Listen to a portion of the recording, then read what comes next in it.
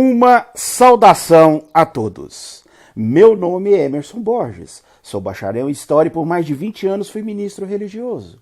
Sou o escritor desse livro, A Bíblia sob Escrutínio. Sou o criador desse canal no YouTube, como também do Instagram, do site e da página no Facebook Deuses e Homens. E hoje vamos continuar nossa análise sobre os motivos que levam a pessoa ao ateísmo. Vamos mostrar como são fracos e frágeis os argumentos a favor da existência de Deus.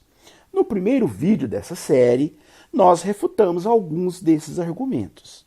Se você não assistiu, eu vou deixar aqui na descrição desse vídeo o link para que você possa assistir o primeiro vídeo dessa série. Agora, vamos continuar nosso estudo, refutando mais alguns supostos argumentos sobre a existência de Deus. Um argumento muito usado pelos religiosos, que eu costumo chamar de falácia da ignorância, é o seguinte: eles dizem assim: se o Deus X ou Y não existe, de onde veio tudo? Já ouviu algum religioso falar isso? Eu já escutei muito isso. Essa afirmação constitui a famosa falácia da ignorância. É muito simples entendermos por que esse argumento se constitui uma falácia. Raciocine comigo. Só porque se ignora a existência de respostas a um problema, isso não significa que possamos adotar a resposta que bem entendemos. Por exemplo, até muito recentemente na história humana, era perfeitamente lícito usar argumentos como: mas se Zeus não existe, de onde vêm os raios? Com certeza, os antigos gregos usaram muito esse argumento quando eram questionados sobre a existência de Zeus. Na época, as pessoas desconheciam ciências como a meteorologia e o eletromagnetismo. Mas esse tipo de argumento hoje não faz mais sentido. A humanidade já tem conhecimento suficiente para entender como acontecem os raios. Então, esse exemplo deixa claro que o desconhecimento de meteorologia e eletromagnetismo não é uma prova da existência de Zeus. O mesmo se dá quando o argumento se refere a outros deuses ou a outros fenômenos de origem desconhecida para o interlocutor. Fenômenos climáticos e sísmicos já estiveram muito em moda. As pessoas antigamente, por desconhecer esses fenômenos, ficavam usando esses argumentos da ignorância para tentar justificar a existência de deuses. Mas atualmente, esses tipos de argumentos climáticos, e sísmicos, eles estão muito em baixa. Por quê? Sabe por quê? Porque hoje é de conhecimento geral que existem explicações 100% naturais e até mesmo triviais para o clima e os terremotos, por exemplo. Antigamente, quando as pessoas viam lá um raio, eles não entendiam aquilo. Então, eles procuravam, dentro da sua ignorância, atribuir isso a algum deus. Por exemplo, um terremoto também, quando acontecia um terremoto, eles não entendiam por que aquele terremoto estava acontecendo. Não entendiam a causa daquele terremoto. Então, eles atribuíam isso a alguma divindade. Mas hoje as pessoas já entendem por que existem terremotos, como acontecem os terremotos, como acontecem os raios. Então, esse tipo de apelo à ignorância hoje já é algo fora de moda, algo que as pessoas não usam mais. Porém, hoje em dia, a falácia da ignorância usa outros meios, outras coisas, como por exemplo, o homem, a vida, a terra, o universo, para tentar provar a existência de um Deus. Você não ouve muito hoje as pessoas falarem: mas se Deus não existe, de onde veio o homem? Ou se não, se Deus não existe, de onde veio a vida?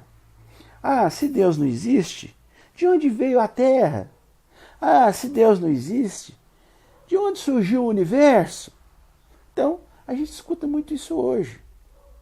Eles tentando usar esse apelo, essa falácia da ignorância para justificar a existência de alguma divindade. Se formos estudar a história humana, vamos perceber que deuses sempre foram chamados para explicar o desconhecido. E todo Deus que cumpre essa função tem um nome. Ele é chamado de o Deus das lacunas.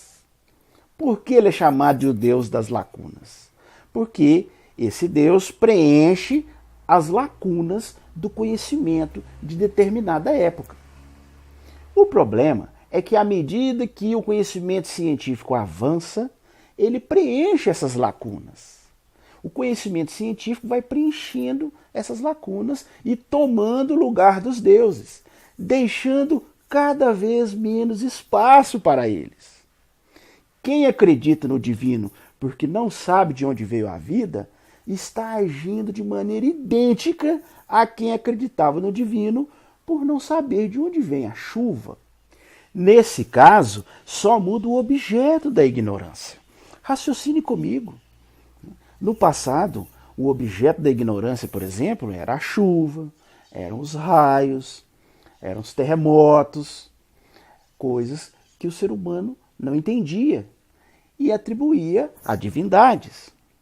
Só que essas coisas, com o tempo, a humanidade foi desenvolvendo seu conhecimento e hoje, a maioria dos seres humanos hoje entendem, né, esses fenômenos, né, esses fenômenos climáticos, esses fenômenos sísmicos. Agora, hoje apenas mudou o objeto da ignorância. Né? Hoje, as pessoas que usam esse argumento da ignorância, eles já buscam coisas que a humanidade ainda não tem um conhecimento pleno, né? Como eu já disse, a origem do universo, né? A origem do ser humano, da terra, da vida. Só que a grande questão é que a ciência, nas últimas décadas, ela fez maravilhosas descobertas sobre esses assuntos. Sobre a origem da terra, a origem do universo, da vida, do homem. Então, a cada dia que passa, né, tem surgido respostas sólidas, né, apoiadas em evidências que confirmam, né, muito a respeito da formação da nossa espécie, por exemplo, né, da formação das estrelas, dos planetas, do nosso Sol, né, da vida aqui do nosso planeta. Então, a ciência ela tem sido extremamente útil para dar essas primeiras respostas sobre o surgimento da vida e do universo. Então eu tenho certeza que quando essa fronteira for rompida, quando a ciência descobrir mais detalhes sobre isso, né, conseguir achar respostas, né, mais profundas sobre esses assuntos, esse apelo à ignorância vai ter que mudar para outros assuntos. Né? Porque aí a origem do universo, a origem da vida, a origem do homem, a origem do planeta Terra já não vão ser mais um assunto de ignorância da humanidade. Aí eles vão ter que passar para outro assunto, vão ter que achar outra coisa. Eu digo isso porque o passado nos serve de guia nessa questão. O ser humano ele tem essa tendência, né? Como eu já disse, no passado eles tinham ignorância com respeito a certos assuntos, como, por exemplo, a chuva, os raios, né, os terremotos, os eclipses. Então, eles atribuíam a uma divindade. A partir do momento que eles passaram a entender melhor esses fenômenos, eles procuraram outros, né, outras coisas que a humanidade ainda ignora, né, como a origem do universo, da Terra, da vida, né, das estrelas. Então, eu digo isso, que eles vão criar outros, porque a tendência é essa, né? Se no passado eles fizeram isso, com certeza hoje, quando tivermos pleno conhecimento sobre esses assuntos que hoje a humanidade ainda tem certa ignorância, que ainda não tem um entendimento pleno, a tendência é que eles criem outros assuntos, né, para tentar chamar esse apelo à ignorância como um argumento para a sua divindade. O correto não seria isso, né? O correto, o lógico, seria sepultarmos esse argumento da ignorância. Mas, se olharmos para o passado, ele nos serve de guia, né? E parece que esse argumento da ignorância continuará popular e as pessoas que creem em Deus se agarrarão a um outro mistério ainda não desvendado, né? Pelo visto, o argumento da ignorância continuará imune às incontáveis lições que a história nos deu sobre os cada vez menores deuses das lacunas.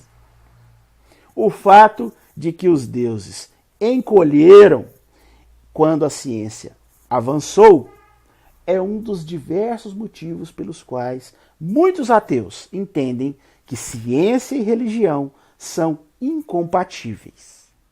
Um outro argumento muito usado pelos religiosos eu costumo chamar de a suposta falta de sentido.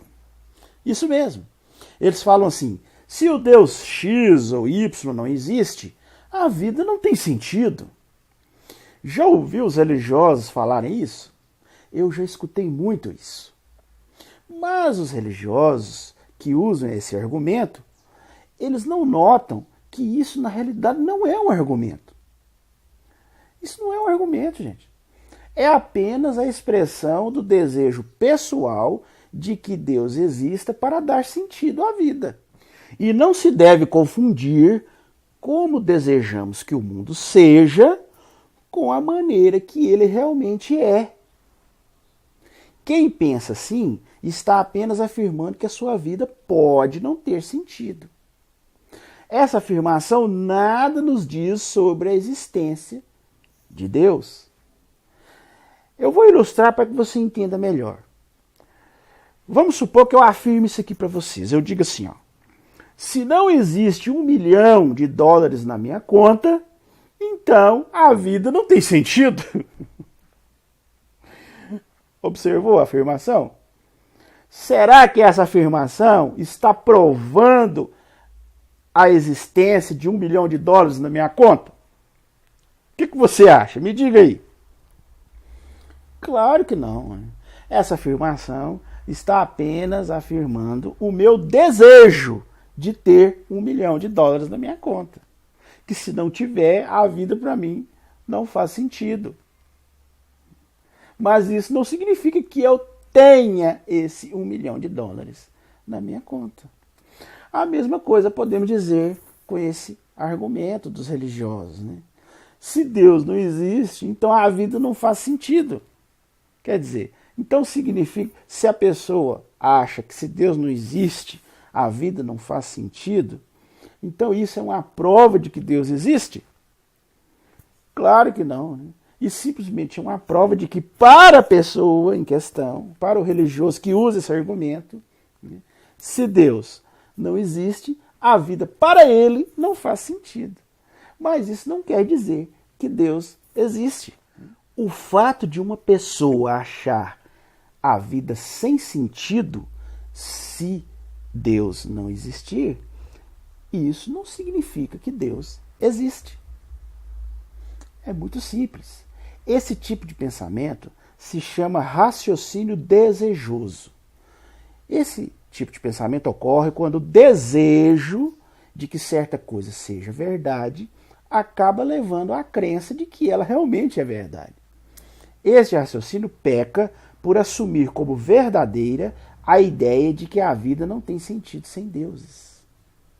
O fato é de que existem centenas de milhões de ateus no mundo e nada indica que suas vidas estejam vazias de sentido.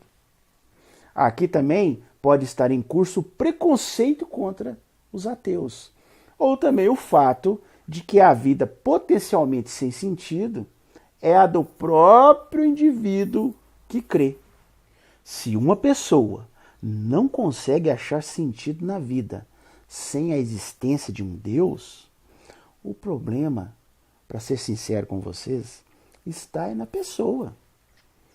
esta pessoa está com um sério problema. Porque existem milhões de ateus no mundo que não creem na existência de Deus e levam uma vida feliz, uma vida com sentido, uma vida com objetivo.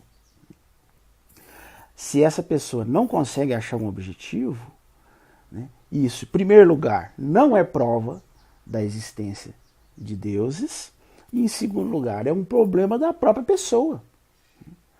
Ele precisa reavaliar seus conceitos de vida, né, porque achar que a vida só tem sentido se Deus existir, isso aí é um raciocínio totalmente equivocado. A vida, ela tem sentido, né, sem a existência de uma divindade. Eu chego até a afirmar para vocês, aí que ela passa realmente a ter sentido. Aí que passamos realmente a valorizar essa vida que temos. Pois ela é a única que temos. Então temos que aproveitá-la. Temos que viver cada dia intensamente. Já os religiosos, com essa ilusão de que existe um Deus e que esse Deus vai me dar uma vida melhor no futuro, eles abdicam totalmente de viver a sua vida atual.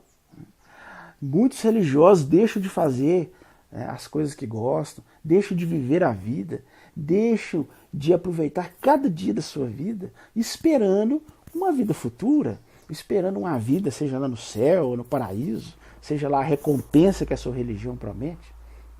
Então, eles acreditam numa vida futura e deixam de viver essa, que é a única real, a única vida real que existe. Um outro argumento muito usado pelos religiosos é normalmente conhecido como a aposta de Pascal. Isso mesmo, a aposta de Pascal. Eles dizem assim: se você acreditar na existência do Deus X ou Y, poderá ir para o paraíso, caso ele exista. E caso ele não exista, você não tem nada a perder acreditando nele. Por outro lado, se você não acreditar e ele existir, você terá sérios problemas. Já ouviu esse raciocínio dos religiosos? Eu já ouvi muito isso. Mas estamos diante de um suposto argumento. Porque na realidade, isso também não é um argumento que prova a existência de um Deus ou de uma deidade.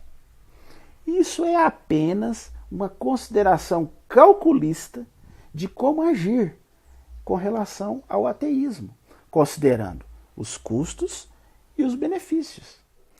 Ainda que fosse verdade que é vantajoso acreditar em Deus ou em deuses, o que não é, né? Mas vamos supor que fosse verdade, que existisse essa vantagem em acreditar em Deus. Os ateus, na realidade, não estão em busca de vantagens. Eles não estão querendo tirar vantagem na situação. Eles estão buscando a verdade imparcial. Eles não estão em busca de mentiras com grande potencial de ganho. Eles querem simplesmente a realidade. Eles querem viver a verdade. Mas vamos analisar essa questão mais a fundo para ver se é vantajoso mesmo, né? Essa crença em Deus. Será que o teísmo realmente é mais vantajoso do que o ateísmo? Essa proposta, chamada aposta de Pascal, está cheia de falhas. Raciocine comigo. Em primeiro lugar, Pascal desconhecia ou preferia ignorar a existência de muitos outros deuses além da divindade específica do cristianismo. Como a aposta não indica em qual Deus crer, o crente ainda tem uma escolha muito problemática. Por exemplo, se ele escolher crer no Deus X para evitar o inferno X, mas na realidade existir o inferno Y do Deus Y, esse crente vai estar com sérios problemas. Não é mesmo? A aposta pode sair pela culatra, porque o indivíduo ele aceitou acreditar no inferno errado, motivo pelo qual esse problema é conhecido por evitar o inferno errado.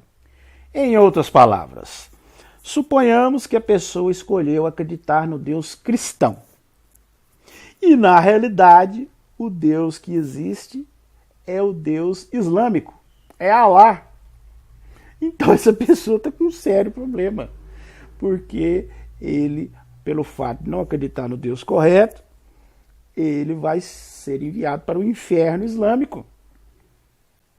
E o inverso também é correto. Suponhamos que a pessoa escolhe, né, o Deus Alá. Eu vou adorar o Deus Alá. Vou acreditar nele, eu vou ter fé nele. E suponhamos que o Deus correto seja o Deus cristão. Essa pessoa com certeza terá sérios problemas. Então, veja que essa questão das múltiplas opções de deuses, ela derruba totalmente essa famosa aposta de Pascal. Além disso, essa ideia de que nada se perde acreditando em um Deus que não existe, isso é uma falácia. Isso é mentira. Sabe por quê?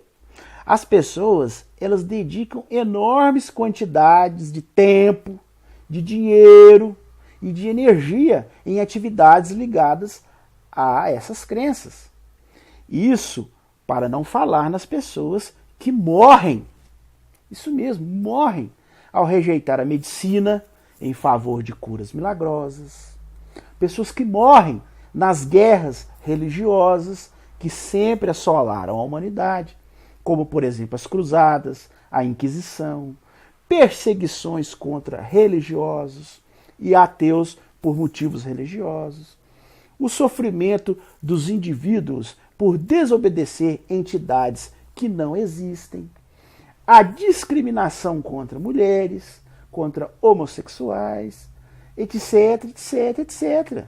A lista é enorme. Além disso, se é verdade para o religioso que nada se perde acreditando em mentiras, então quem tem sérias explicações a dar é o religioso e não o ateu. Você, aí, religioso, me responda com sinceridade. Você acha que realmente nada se perde acreditando numa mentira? Caso o Deus em questão seja onisciente, temos mais um problema aí. Pois ele também teria que ser muito ingênuo ou burro o suficiente para acreditar como válida uma crença formada a partir de um cálculo de conveniência, um cálculo frio e calculista, apenas visando uma vantagem. E mais, para a famosa aposta de Pascal funcionar, seria necessário que conseguíssemos acreditar naquilo que na verdade não acreditamos, por um puro ato de vontade. Você aí que está me ouvindo, você seria capaz de acreditar realmente na mula sem cabeça, por exemplo, se isso supostamente significasse que você vai ganhar um presente? É possível você acreditar em algo simplesmente porque você acha que crer naquilo você vai ganhar um presente, mesmo que você saiba que aquilo não existe? Isso é impossível, gente. A mente humana, depois que ela é aberta para determinada verdade, não tem como você voltar atrás. Não tem como você eliminar totalmente as verdades que você já descobriu da sua cabeça, da sua mente. Não tem como você, sendo ciente de algo, você querer acreditar naquilo. É óbvio, por exemplo, se você sabe que a mula sem cabeça não existe, se você sabe que ele é o fruto do folclore, é um mito, é uma lenda, né? Isso não tem como você voltar atrás, você deixar de saber que a mula sem cabeça é um mito ou é uma lenda, né? O mesmo se aplica a Deus. Depois que você descobre que ele não existe, não tem como você tirar isso da sua cabeça, não tem como você fazer uma lavagem cerebral na mente e tirar as evidências claras que você descobriu de que ele não existe. Então, aí temos mais um problema grave nessa aposta de Pascal. E os problemas não cessam por aí, pois o argumento assume que só existem deuses do tipo que recompensam a crença e punem a descrença. Quer dizer, essa tipo de aposta, né, ela deixa claro que o Deus que existe, ele está aí para recompensar a crença e punir a descrença. Esse tipo de Deus, né, que os religiosos criam aí, é um Deus desprezível. Né? Pense bem, um Deus desse tipo, com essa mentalidade. Suponhamos, né, que na realidade existam deuses, mas deuses que valorizem a intelectualidade e a busca honesta da verdade. E que esse suposto Deus recompense a pessoa não pela fé, mas pela busca honesta da verdade. Nesse cenário, não seria melhor a pessoa ser um ateu? E, finalmente, caso existisse mesmo um Deus que punisse seres humanos eternamente por crimes de opinião, quer dizer, uma pessoa que, diante das evidências que estão diante dele, ele tem a sua opinião, ele chega a uma conclusão de maneira honesta. Né? Se caso existisse um Deus que punisse uma pessoa assim eternamente, simplesmente porque ele segue a opinião dele diante das evidências que ele tem, independente se essa pessoa é boa, justa, ou independente do que ela tenha feito na vida, né? Então esse Deus, eu vou ser bem sincero com vocês, ele não seria um Deus digno de ser adorado. Um Deus que coloca em primeiro lugar a crença, simplesmente o fato de crer, então esse Deus, ele não merece ser adorado. Um Deus que pune pessoas eternamente, simplesmente por essas pessoas, né, diante das evidências que elas têm, de forma honesta, não acreditarem nessa divindade, independente se essa pessoa fez boas coisas durante a vida, né, esse Deus não é um Deus digno de ser adorado. Bom, esse era o assunto que nós iríamos analisar hoje. Vimos aqui mais alguns argumentos que normalmente os religiosos usam para tentar provar a existência de deidades. E refutamos aqui mais alguns. E no próximo vídeo, que nós vamos fazer na semana que vem, nós vamos continuar mostrando mais alguns argumentos que os religiosos usam e vamos continuar refutando esses argumentos, mostrando os motivos que levam as pessoas ao ateísmo. Se você gostou do vídeo, não se esqueça de dar o joinha aí, viu? Isso é muito importante para nós. Estoura esse like aí para nós. Né? Isso é muito importante para que o vídeo tenha uma abrangência maior. Né? Se inscreva em nosso canal.